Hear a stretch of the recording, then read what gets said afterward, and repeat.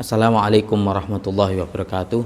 Bismillah, alhamdulillah, wassalatu wassalamu ala rasulillah wa ala alihi washabihi wa man tabi'a sunnatahu wa jama'atah min yaumina hadza ila yaumin nahdu, amma ba'd. Para pemirsa yang dimuliakan Allah Subhanahu wa taala, bertemu saya kembali di sore hari ini, hari ke-24 bulan suci Ramadan. Masih tetap semangat menjalankan puasa ya. Menjelang buka puasa saya temani di sini. Saya akan membahas tema terkait dengan talak atau pegatan. Kalau di masyarakat itu sering terjadi, banyak terjadi. Ada beberapa yang menemui saya, nanya ke saya, bertemu dengan saya, kejadian di rumah tangganya karena sering berantem dengan suaminya. Terus suaminya itu sering berkali-kali, tidak hanya 3 kali, berkali-kali itu mengucapkan tak pegat kue nduk, tak pegat kue dik. Oh, ini kan di masyarakat itu kan banyak terjadi. Sebenarnya itu kan keluarnya kata itu ketika posisi emosi.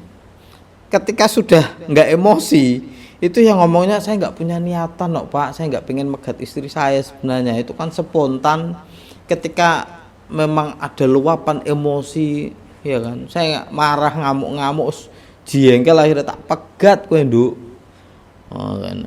Nah itu bagaimana hukumnya Pak? Itu saya banyak ditanya itu beberapa kali itu. Ya, jadi pembahasan terkait dengan talak itu, atau dalam bahasa Arab tolak pakai tok kan, tolak pakai tok itu. Itu ada hadis yang diriwayatkan Abu Dawud dan Ibnu Majah, itu abghadul halal indallah at-tolak.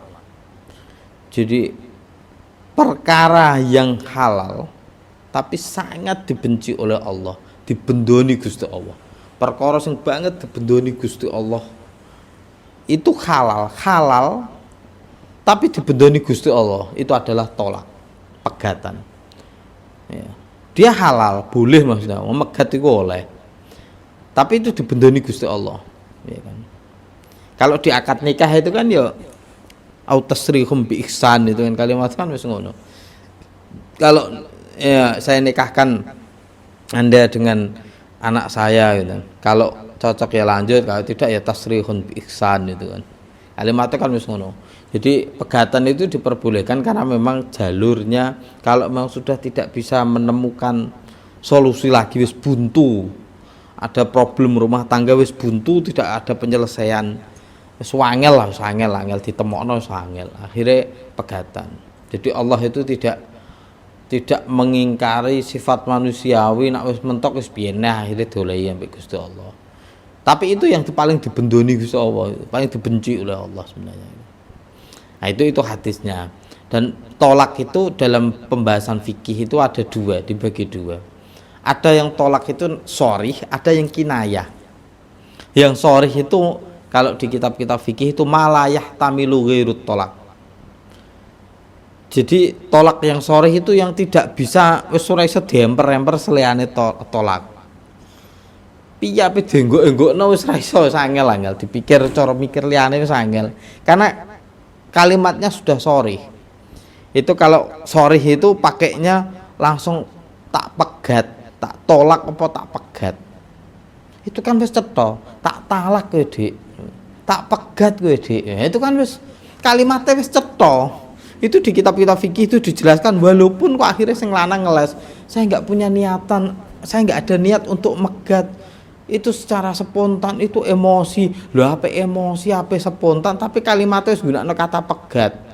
Ya kan? Tak pegat, tak talak, itu jadi. Talaknya jadi. Ini yang paling ini bahaya sekali. Makanya kalau berantem tukaran ini hati-hati. Jangan sampai kelepasan terus ngucapke tak pegat, tak talak, itu resiko besar, itu langsung kepegat. Itu. Yang kedua ada talak itu kinayah. Kinayah itu yahtamilu ghairahu. Ya, ma tahtamilu ghairahu. Itu iso memper liyane karena kalimatnya tidak cetha, tidak langsung jelas pakai talak atau pegat. Ya bahasane ketika tukaran mungkin bahasane Sithik mulya sik ning gone wong tuamu.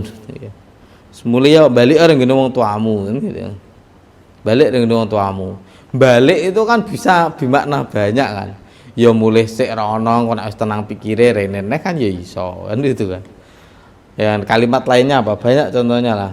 Pokoknya tidak, yang penting tidak menggunakan kata tolak atau pegat. Itu kinayah. Ya.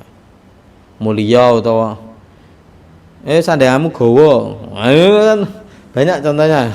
Alhamdulillah saya enggak. Saya enggak pernah alhamdulillah. Saya enggak pernah itu, saya semoga jangan. Jadi agak sulit mencontohkannya kalau kinayah juga sulit itu. Ya pokoknya gitu kayak mulia dik atau balik orang gini wong tuamu ya. Sandanganmu gowo atau apa, itu contoh-contoh sejenis lah. Ya. Alhamdulillah ya, semoga saya enggak pernah memang. Dan alhamdulillah saya enggak pernah mendengarkan tetangga saya yang lagi tukaran terus pakai kata-kata apa, saya juga lupa tuh. Enggak pernah dengar. Pokoknya yang tidak langsung menggunakan kata tolak atau pegat itu masuknya kinayah. Kalau kinayah itu harus ada niat. Ya kan? Kalau hanya sekedar muni mulia renggone wong tuamu, Dik. Ngono tok. Kalau dia enggak ada niatan dalam hatinya untuk megat bojone, itu enggak jadi talak. Tapi kalau dia ngomongnya gitu terus sampai nesu nang atine, tak pegat ki niate wis ndek niat megat walaupun kata-katanya mulia, Dik. Sandanganmu gowo. Nah, itu kan kalau ada niatnya itu jadi. Tapi kalau enggak diniati itu enggak jadi talaknya. Itu kalau kinayah. Berbeda dengan sorih tadi. Nek wis cetha gunakno kata pegat talak. Mbok niat utawa ora niat itu keluar keceplosan itu jadi. Akhirnya jadi pegatan. Nah, ini resikonya besar, makanya berhati-hati. Ya semoga kita dilindungi Allah Subhanahu wa taala di rumah tangganya, semoga kalimat-kalimat itu enggak keluar gitu loh, pegat ya. Talak ya, tak tolak, tak talak, semoga enggak ada yang keluar itu kata-kata itu kan. Karena resikonya besar ya. Itu berhati-hati. Karena abghadul halal insyaallah tolak gitu hadisnya kan. Ya demikian, semoga ada manfaat dan barokahnya. Karena ini banyak terjadi di masyarakat dan banyak yang nanya sama saya, jadi penting untuk saya sampaikan gitu. Banyak yang keceplosan sering itu. Jadi semoga ada manfaatnya, barokahnya, nambah ilmu, nambah pengetahuan. Ya, mohon maaf apabila ada kekhilafan. Akhirul kalam, wallahul muwaffiq ila aqwamit thoriq. Wassalamualaikum warahmatullahi wabarakatuh.